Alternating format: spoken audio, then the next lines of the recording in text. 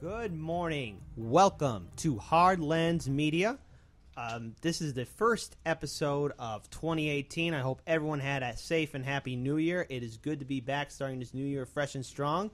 We've got a lot of stories to cover. We have two special guests for this episode of Hard Lens Media. Ginger Jensen will be calling in at the first hour at like around 11:30, and plus at the second hour we have a representative of Chicago's Socialist Alternative coming in as well. This is a packed studio. I'm joined here with my special guest co-hosts, Daniel Lupker, Lauren Hahn, and Darren and Phil, who are on two other shows here on Q4 Radio. Guys, can you introduce yourselves real quick?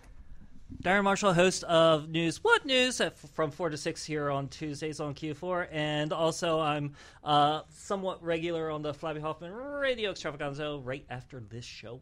All right, and fantastic. Phil. I'm a recurring guest on Darren Marshal's News What News show, and being regular on Flabby Show, yeah, that can make you regular. He's regular. He tells me about it way too many times. Well, gentlemen, we're glad to have you on. It's been a long time, so let's actually get this started.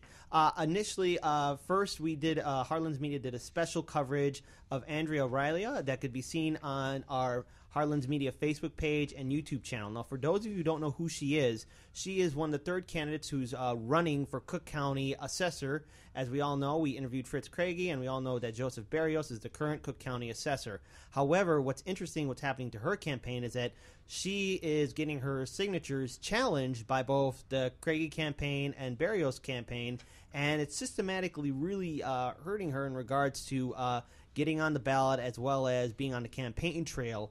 We were there first. Well, Daniel was there first, covering her campaign in regards to making sure that her signatures are correct. And the second time we were there, I had the opportunity to interview her, and basically, in many ways, what's happening to her campaign, it's going to probably hinder her from actually being on the ballot and really talking about the tax issues that are affecting Cook County. As we all know, Cook County has a serious issue in regards to taxation and property taxes, and how a lot of people are being squeezed, especially from low-income working-class communities. Daniel, you want to comment on this real quick? So what she's going through in a lot of ways is, for most politicians, all politicians really, is a very normal process. The issue with it systemically is that it, as she put it, costs about $20,000 and takes up time and money that she would rather spend fighting for her campaign. So if you have less money, this process is more detrimental to you. But everyone we talk to always has the same motto: always get twice as many signatures as you need, because when they're challenged, which they always will be,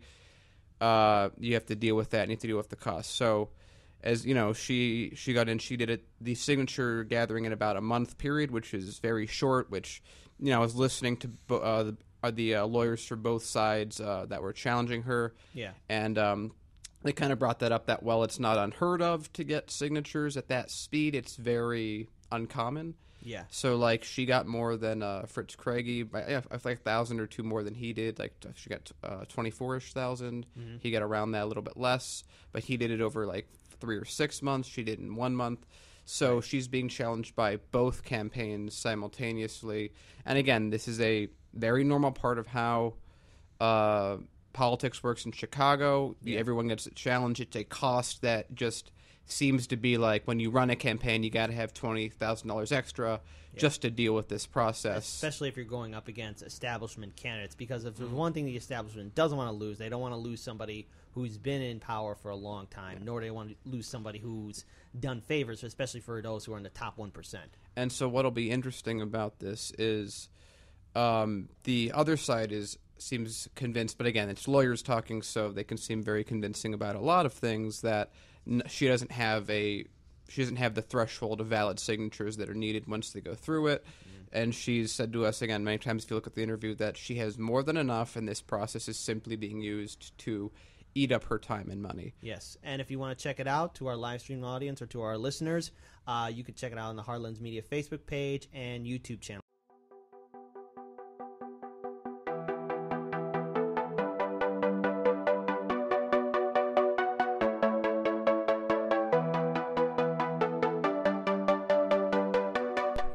You're watching Hard Lens Media.